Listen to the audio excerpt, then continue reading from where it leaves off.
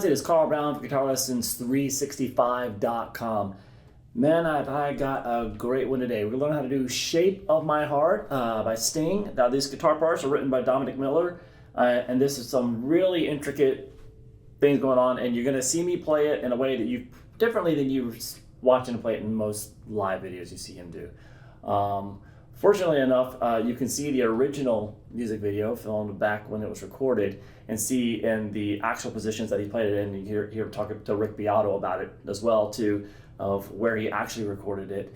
So I'm going to show you both. I'm going to show you what I just played. So the way I just played it is the way that he did it when he originally recorded it. And then he kind of changed how he played it for live situations and for guitars that don't have as much access up here. So anyway, we'll talk all about that. I'll show you both versions basically. You can choose the one that is easiest for you. But just for authenticity, I wanted to show the original way it was played as well too. But we're going to go through the whole thing. Now, before I do, please subscribe to the channel if you haven't already, and ring the bell and all that stuff. If you really want to support what I'm doing here on YouTube with all these song lessons, the best way to do it is join my Guitar Academy. A lot of fingerstyle stuff there as well too. You'll see a link to it in the description below. That link will give you a free 7-day trial. That gives you complete access to all the courses, my live streams that I do every weekend, which is Academy members, and personalized support from me. So check out that link and I'll see you there. All right, so let's jump into this. I'm in standard tuning here, and I have to apologize that this guitar has no fret markers. I know a lot of people on YouTube complain if they can't see the fret. So I'm really going to be calling out the fret numbers here too, so you're not going to be left in the dark about where I'm at on the guitar. But this is a Fritz Mueller, because people are going to ask that too. This is a Fritz Mueller cedar double top guitar. It's a concert classical and it's a bit pricey, so I don't want to put decals on it for the fret markers, so I keep it au naturel. So that's why I did not put any decals to tell you where it frets, but I will call them out, and you should be able to know where I'm at all times. All right, so let's get into it here. We're going to start here with this, obviously played up here on the classical guitar. Sometimes it'll actually sound a little bit pitchy. The intonation's always sometimes a little bit warbly on a classical guitar on this area of the fretboard, like really high up on the low strings especially. Classical guitars generally, you can see it's not cut away to be really played up here, so down here, it'll sound perfectly in tune, everything. But here, sounds okay. Anyway, so we're going to start here with this. So it's the 14th fret there on the G, and then we're going to play the 14th fret on the E, and then the 11th fret on the D, and then back to that 14th fret there on the G. So with this. So now basically for the picking, it's pretty simple. Every single time I'm picking the G string, I'm using my middle finger. Every time, except for just one little thing at the very end here. Well, I might mix that up for just this first half of this riff at least. When we kind of do this descending thing. Middle finger's picking the G string, low E string with a thumb, and then the index is picking the D string. So it's a little, especially if you're playing a nylon string guitar, it's good to have some nails. It gives you a little bit more volume and definition and control. I don't have any nails anymore for nylon, so you just got to wing it, I guess, right? So we're going to start here with this top note, 14th fret on the G. So this first chord in the sequence is going to be picked a little bit differently. So it's just going to start on that top note. So we have, and then you're going to pick from the E, D, G. And then what you're going to do is you're going to go down to the next chord you're going to leave the index finger where it's at on the 11th fret, move down to the 12th fret there on the low E string, and then the 13th fret there on the G string. Now the picking pattern is going to be a little bit different. So you're going to set this one up first. Now we're basically to the full picking pattern. So that's going to pick the low E string first, then that note on the G string. Then you pick across all three. It's just one little bass note added at the beginning. So here, just starts with that top note.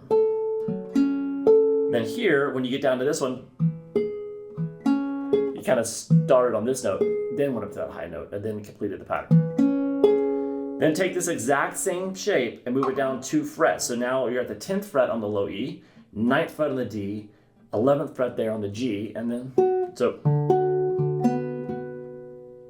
same pattern there. So this.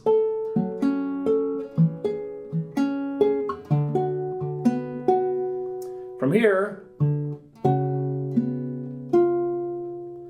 so we're going to pick this 10th fret there on the low E again, and then go down to the 9th fret on the low E while picking the 11th fret on the G at the same time. So it is. And then you're going to grab the 9th fret there on the D string with your middle finger, and I'm also picking that with my thumb. Whenever I can use the, kind of the thumb comfortably on one of the bass wound strings, the bass strings, I'm going to, and then the 10th fret there on the G. So we have this.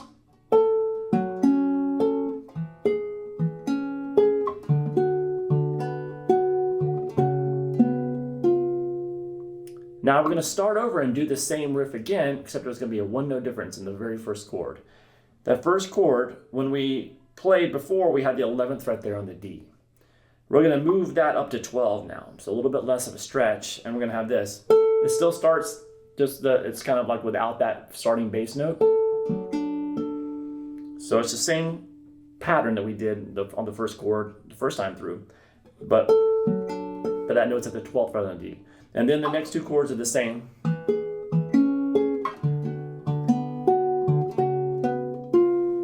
The rest of the riff is the exact same. So we have this.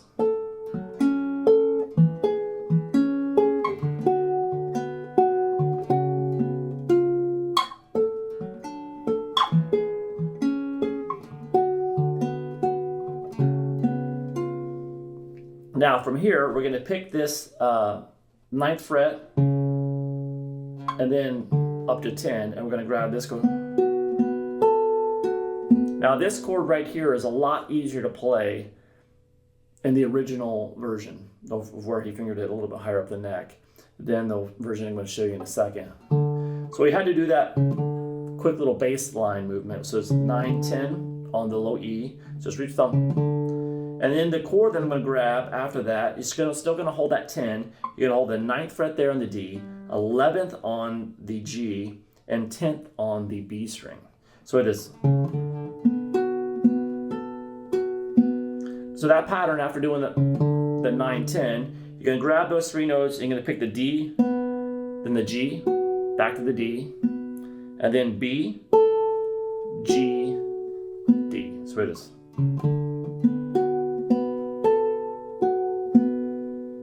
All right, now we have to jump down to this. So we're going to grab this note first. So it's the 5th fret there on the low E string.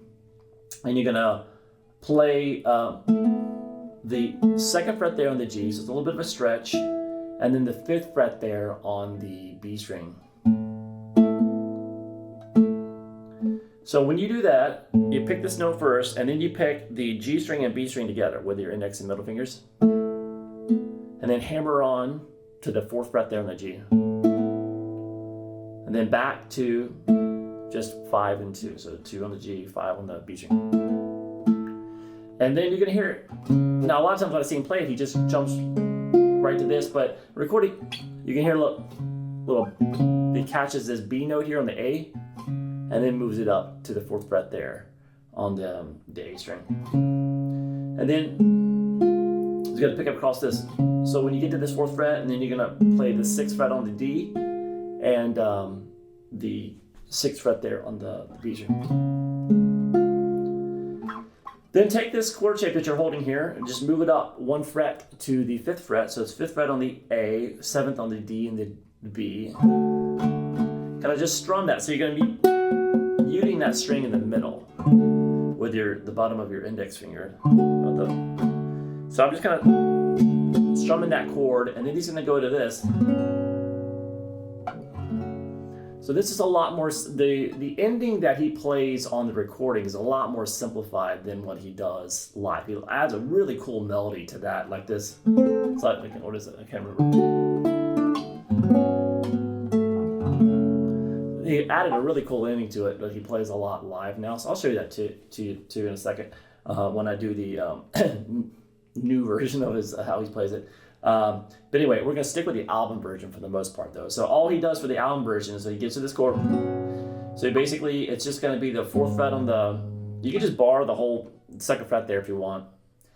Play the 4th fret on the low E, and then the 4th fret on the D and the G. And then strum that, and then you're going to resolve that to an F sharp minor chord, so it's just full bar. So 4th fret on the A and the D. So all together.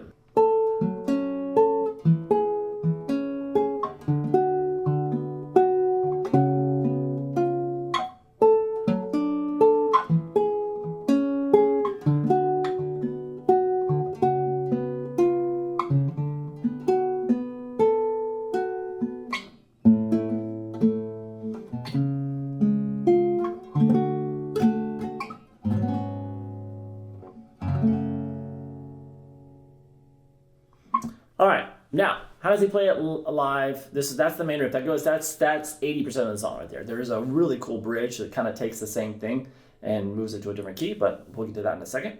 But we're gonna play it now the way he does now.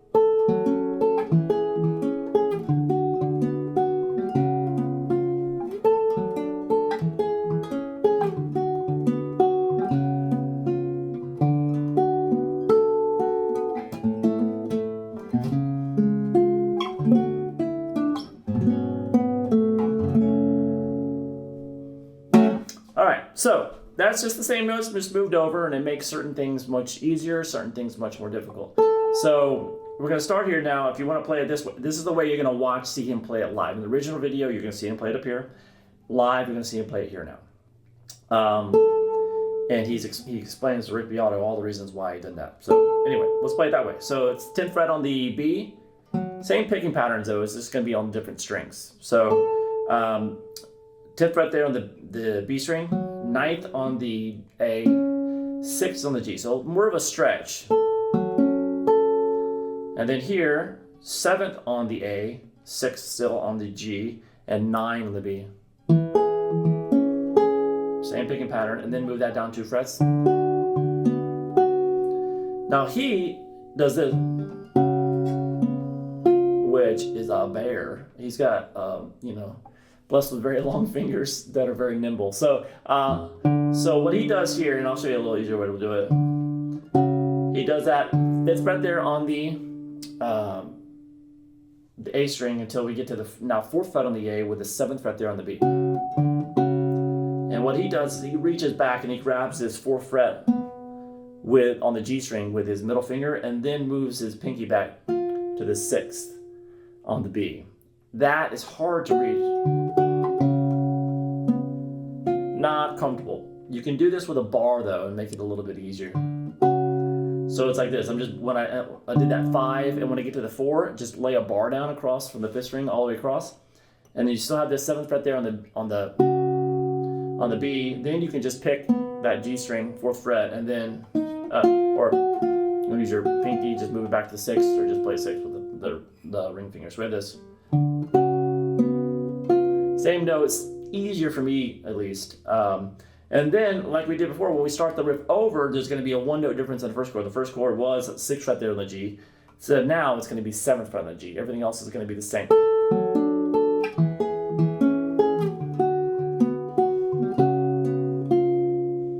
All right, now we have this chord.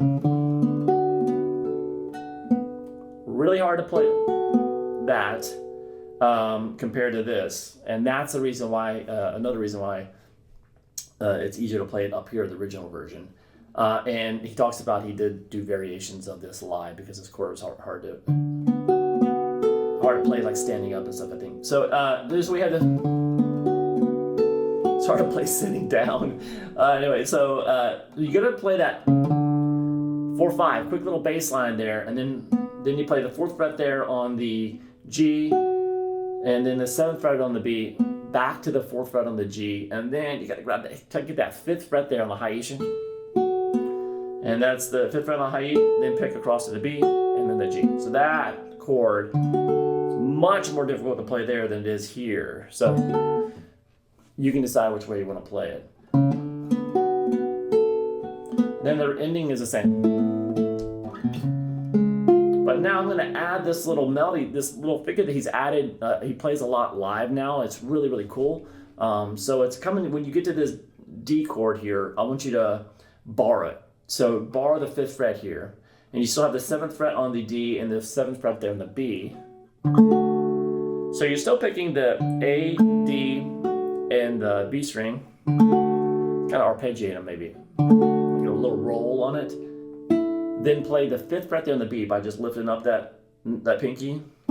So then over to the 7th fret on the G.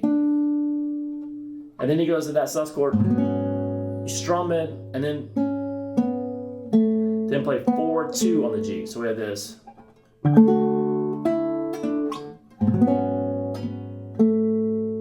And then resolve it. This is a really cool ending that he added to it. It's not on the original recording, but I thought it'd be cool to look at. So that's the main riff played as he plays it live. But we've covered both the studio version, the live version with the little ending variation that I like. All right, and then we're gonna kind of go through this, and we get that little. We have this little transition that we're going to use to get to the verse. So after he plays that main riff quite a bit, we always end it with this. But then he keeps it going, starts strumming this F sharp minor. This is leading right into the bridge. And so we basically have this. So coming out of that, this little.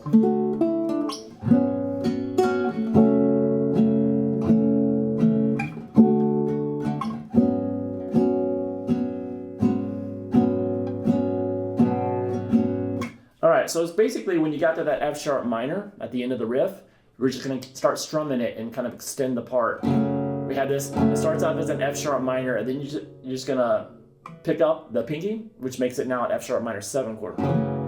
So we did.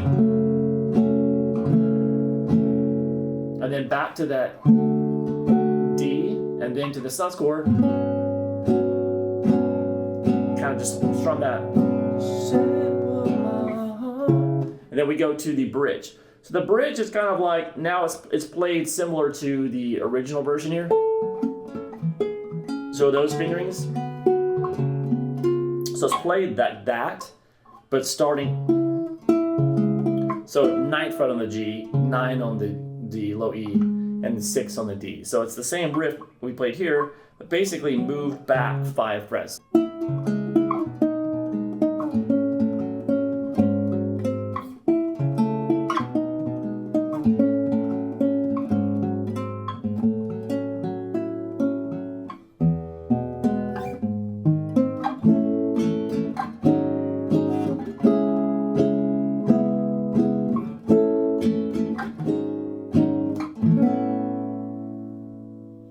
Alright, so obviously it's the same riff that we started with, and it goes into a little different ending here.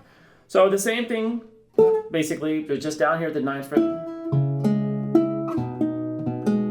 So it's 5 frets lower than what we've already just played. We'll learn it up here. By the way, he plays this the same way live. He didn't mix this one up, and then.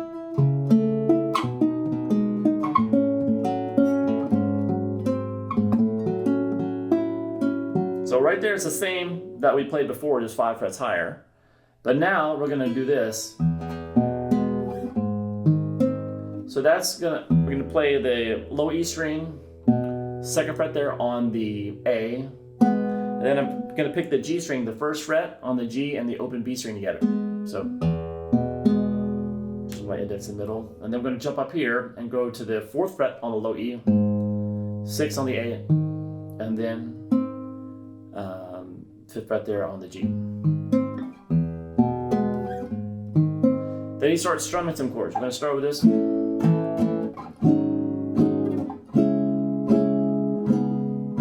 So it's A bar, so full bar at the 5th fret here. And then 6th fret in front of that on the G, 7th on the D, 7th on the A. And then I'm going to take it back to a bar at the 4th fret. And you're going to play the 6th fret in front of that on the A string and the 6th fret on the G. And then we're going to go over to C sharp minor here. So that's just a 5-string bar at the 4th fret. In front of that would be the 5th fret there on the B. 6th on the G, and then the 6th on the D. So you just kind of strum that, and then he's going to make it a minor 7th chord by just releasing the pinky, kind of like we did with that F sharp earlier. So we have that.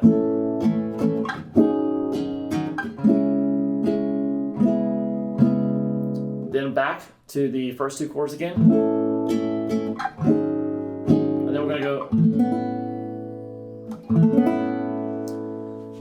So it's basically an add 9, A major add 9 chord. So that is going to be the 5th fret there on the low E, no bar, just a 5th fret on the low E, 7th on the A, 7th on the D, 6th on the G, and then the open B, open high E. And that is the end of the bridge. And it just goes back to the main riff again.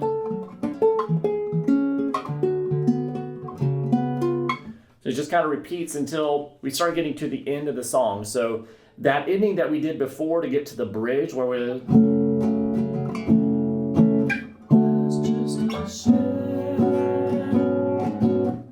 basically do that chord sequence but twice as long. So kind of like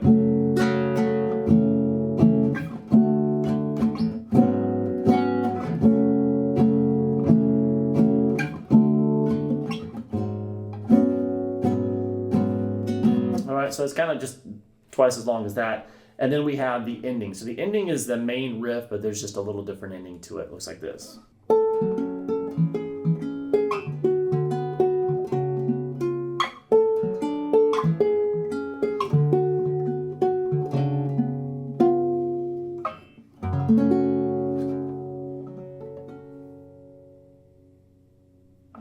All right, so what we're gonna do here is that same riff. And when we get to the second time, we get down,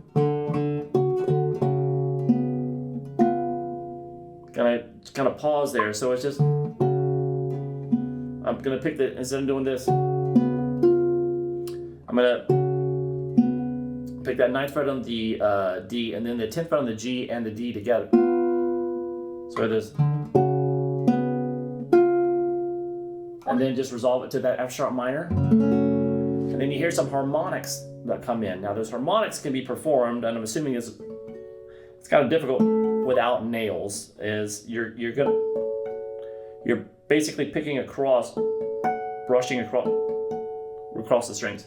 So you're holding this down there at the bar, and then at the 14th fret here, your index finger will touch the harmonic, and behind it, your thumb will pluck the note. So as you kind of just glide across the strings, you get that on every string, across the top of your string. So if you get quick at it, which is hard to do because when you don't have a nail, you have to kind of dig into the string a little bit. When you do have a nail, you can just brush it and just ring, and it'll play the note. So it's hard to get it to sound great without a little bit of a help with a nail, which I don't have. But anyway, that's the very end there. You hear those little harmonics come in. Hard to play, but it's a cool little technique. Anyway, hope you guys enjoyed it. It's a absolutely beautiful piece of music. Really good writing by Dominic Miller and Sting, and they put something really, really cool together with this riff. And I hope I gave you enough variations of ways to play it. I personally like to play it the way he originally did it. I think it feels good in the fret hand better, and it sounds really cool too. All right, I'll see you guys again soon for guitarlessons365.com.